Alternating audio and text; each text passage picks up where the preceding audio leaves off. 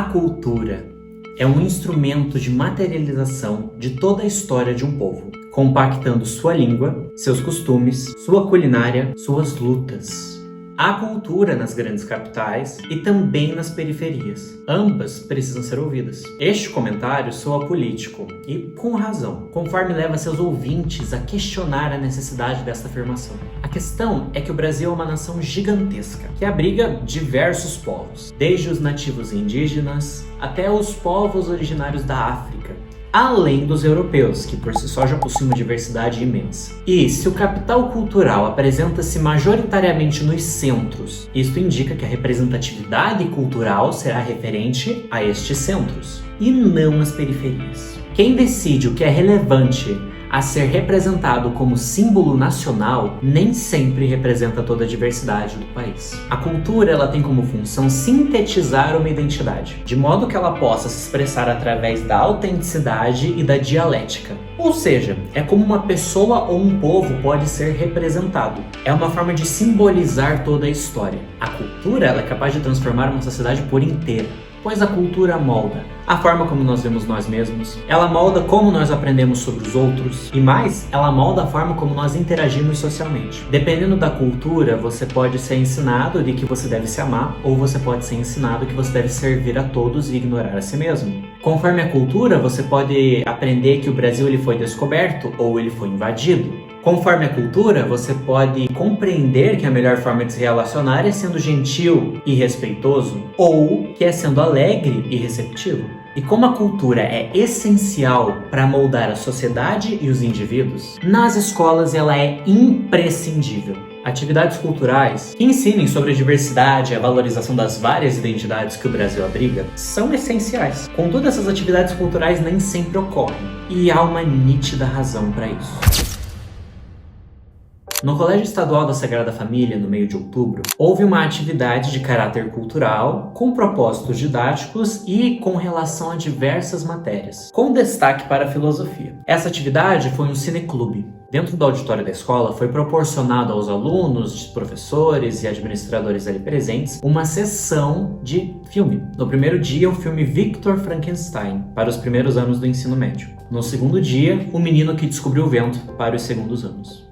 O anfitrião do evento, Michel da Silva, nos deu detalhes sobre a constituição desse planejamento, quais obstáculos ele enfrentou e a razão pela qual cada filme foi escolhido. Eu, desde a faculdade, a gente tinha um grupo de estudantes que tinham interesses parecidos. E um desses interesses era o gosto pelo cinema. Então a gente sempre estava pensando nas aulas, E a gente sempre comentava, como seria trabalhar com filmes em sala de aula. E aí quando eu me formei, que eu comecei a dar aula, eu pus em prática. Aí eu trabalhava em sala de aula os filmes que eu selecionava relacionados aos conteúdos. Então isso vem desde a minha formação, atravessou toda a década, de 2010 até 2020 lá. E daí, felizmente, aqui no Sagrada eu retomei a ideia, trabalhei com os alunos do segundo ano do ano passado, eles colocaram no papel, eu dei uma reformulada, fiz um embasamento teórico, inclusive, com uma obra de um professor, de um doutor que estudou comigo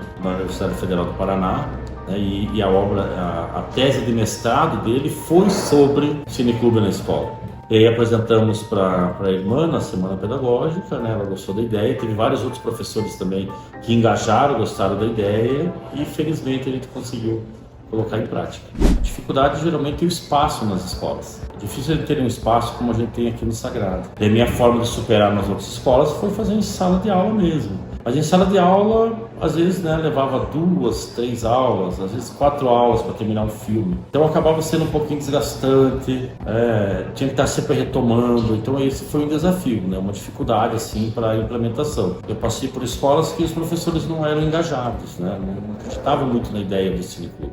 Aqui, felizmente, os professores engajaram. Desse ano do Cineclube, a gente escolheu, para os primeiros anos, o filme do Victor Frankenstein, e é um filme que aborda filosofia da ciência, temáticas de filosofia da ciência.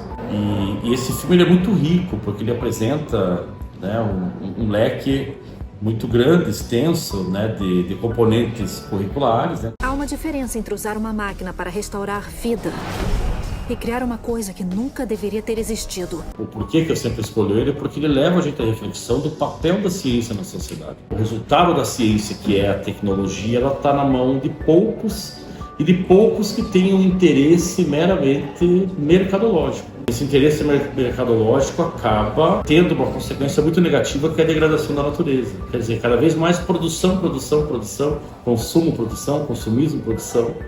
Então leva a essa reflexão. E o outro filme para os segundos e terceiros anos foi o filme O Menino que Descobriu o Vento. Também um filme riquíssimo, apresenta questões sociais fortíssimas, né? Apresenta ali a relação, por exemplo, entre conhecimento e a falta de acesso ao conhecimento, quais são as consequências disso. Quem ajudou na escolha desse filme foi a professora Maria Isabel, que ela também está bem envolvida no Cine Clube, uma grande apoiadora, e também para a reflexão dessas questões sociais, que de certa forma elas desembocam lá na desigualdade social, na miséria, na pobreza e a falta de acesso aos serviços públicos. Então também um filme riquíssimo para reflexões. Além disso, entrevistamos 2 alunos da escola que puderam nos proporcionar uma visão, como estudantes, da importância de eventos como esse. Foi algo bem bacana, principalmente na questão de como foi o problema e como a gente podia resolver esse problema.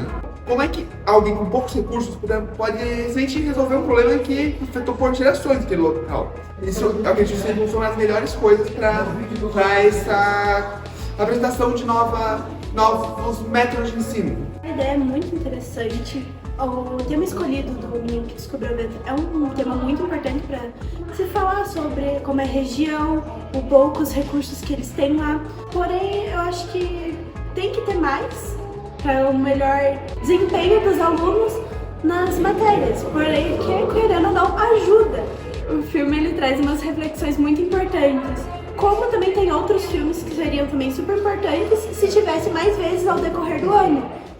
Nós questionamos por que, em outras escolas, o Michel teve uma dificuldade muito maior de implementar um projeto como esse. Quando a gente conhece as escolas afora, outro problema seria de infraestrutura. Aqui no Sagrada coube o Cine Clube, porque tem espaço. Tem escolas que não têm. A gente sabe escolas aí, Paraná fora, que às vezes não tem todas as ferramentas tecnológicas que nós temos aqui no colégio. Então isso também é um problema. Nós pesquisamos e chegamos à conclusão de que o CESF é uma escola com uma infraestrutura mais semelhante a uma escola particular do que uma escola pública, o qual ele é. A instituição foi fundada em 15 de janeiro de 1925, com a chegada da Congregação das Irmãs da Sagrada Família de Maria a Campo Largo. Na origem, chamavam-se Instituto Santa Teresinha, tendo aulas ministradas em português e polonês em função da comunidade de imigrantes. A construção inicial do colégio ela foi idealizada e realizada pelas irmãs, com o objetivo de fundar uma instituição católica que se orientava à educação moral e cristã para os filhos dos imigrantes. Muitos moradores contribuíram com materiais, trabalho, alimento, recursos e afins. Mas nesse período não houve um financiamento direto do Estado. Apenas em 1958, pela Lei Estadual número 3.585, o colégio foi oficialmente estadualizado, tornando-se Colégio Estadual Sagrada Família. A partir daí que o Estado começou a gerir o salário dos professores e a gestão curricular, mas o prédio e parte da administração continuaram sob as irmãs. E é importante avaliar que com a iniciativa privada, ou melhor, com a mão de obra dos trabalhadores que possibilitaram essa construção, que o colégio tivesse a infraestrutura que ele tem hoje. Contudo, nós buscamos compreender melhor por que outras escolas não tiveram essa mesma oportunidade. Existe uma dificuldade muito grande, que acho que em primeiro lugar é a questão estrutural. Existem escolas que não têm os mesmos recursos de projetores, de uma sala específica para que sejam passados os filmes. Tem que ter também uma organização anterior de professores para que eles, disciplinas diferentes, abordem aspectos diferentes do mesmo filme para que ele possa ser passado. Então tem que ter toda uma equipe que tenha um trabalho que seja anterior para que o cineclube seja adotado e que ele seja posto em prática na sala de aula e na escola. Assim, eu acho que o que tem de mais importante a ser falado, e assim o mais geral, é que no Brasil, até os dias de hoje, eu acho que nunca foi dado o devido valor à educação no Brasil. Então, os investimentos da educação no Brasil ainda são muito baixos. E isso é ruim Porque como é que você vai formar um povo, formar uma nação, se você não investe no povo, se você não investe nas pessoas que formam essa nação? Então, investir na educação é investir no futuro, investir nas pessoas, porque o país é feito de pessoas. Então, pode existir um país que seja maravilhoso, rico, biodiverso, como é o nosso país, mas que precisa de mentes pensantes, porque existem pessoas brilhantes no nosso país, em qualquer lugar do mundo, mas que precisam de um direcionamento, de uma educação. Mas todo o recurso que a gente recebe ainda é muito baixo. Investimento estrutural das escolas, investimento nos salários e na formação dos professores, nos recursos que os alunos precisam para estarem em sala de aula. Contudo, Maria mantém-se otimista com relação à utilização do cinema como ferramenta didática. Eu acho que é uma tendência que vai ser cada vez mais aderida, né, pelas escolas, mas também não deixa de ser uma coisa nova. Esse aspecto tem que ser propagado até entre os professores, conhecerem esse recurso, né, e usarem esse recurso também como ferramenta pedagógica, né, porque o cinema está aí, né, é uma potência mercadológica, mas ele não precisa ser só isso, ele pode ser também um viés onde o aluno possa desenvolver o pensamento crítico. Além da percepção dos professores, nós tivemos a honra de conhecer a perspectiva de uma ex-aluna do Sagrada que tem forte consciência de classe e compreende a realidade, digamos, de forma excêntrica, contudo extremamente realista. A gente entendeu o que é uma escola pública, a gente tem que dar um exemplo que é a do Sagrado. É uma escola de base, é uma escola boa, é uma escola que tem infraestrutura, é uma escola que necessariamente é uma escola básica. Então é uma coisa boa, muito boa. Mas quando a gente olha o que é o básico e o que a gente tem, a gente percebe, a gente entende como é a realidade de outras pessoas. E existem escolas que não tem nem isso, não tem metade disso, não tem 10% disso. Parece ser muito básico o que vocês têm, porque é básico, para vocês é básico ter um laboratório de ciências, ter um lugar para onde vocês podem pintar, colorir, e vocês têm uma liberdade muito grande para isso. Então isso é o Sagrado, isso é uma escola pública básica e boa. O Macedo, ele é uma escola pública ruim. Não por conta dos professores, não por conta da infraestrutura, da estrutura que a gente tá lá. Eu entendo que muitos de vocês acham que o Macedo só tem cracudo e só tem pessoas ruins lá e que só fazem coisas ruins, ou sei lá, inúmeras outras coisas que vocês podem pensar. Mas a verdade é que a maioria das pessoas que estão ali e são vistas dessa forma, simplesmente são porque não tem metade das coisas que vocês têm. Então, nenhuma outra escola conseguiria sustentar o cineclube pública em Campo Largo. Nenhuma. Só o Sagrado. Pra mim não existe um culpado 100%. Não tem como eu colocar a culpa inteira nos estudantes, não tem como eu colocar a culpa inteira no Estado, e nem na própria escola, não tem como eu colocar o peso inteiro na escola. O estudante, ele não tem alimentação boa pra ficar às 5 horas dentro da escola. Ele, na maioria das vezes, ele não tem caneta, ele não tem lápis, ele não tem o material que você precisa ter pra estar ali. Mas daí a culpa de quem? É dos pais, que não trabalharam tanto? A culpa é da escola, que não tem verba pra colocar tudo isso, pra beneficiar isso pra ele? Não. A culpa é de quem? É do Estado? A culpa é do sistema? A culpa é de quem? E ao mesmo tempo, precisa ter um culpado, precisa ter um porquê.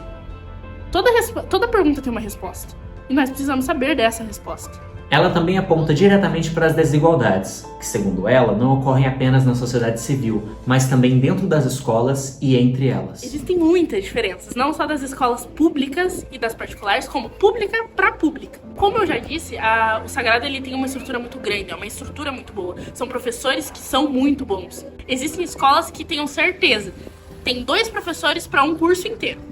Então, a gente tem que entender isso, que existe diferença até entre pública para pública, imagine de particular para pública. Eu vou dar exemplo da minha escola.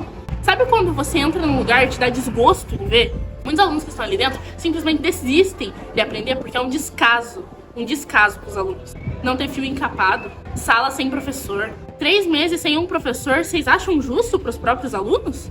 Isso é justo? Isso é um ensino básico do Paraná? Isso não é básico em nenhum lugar.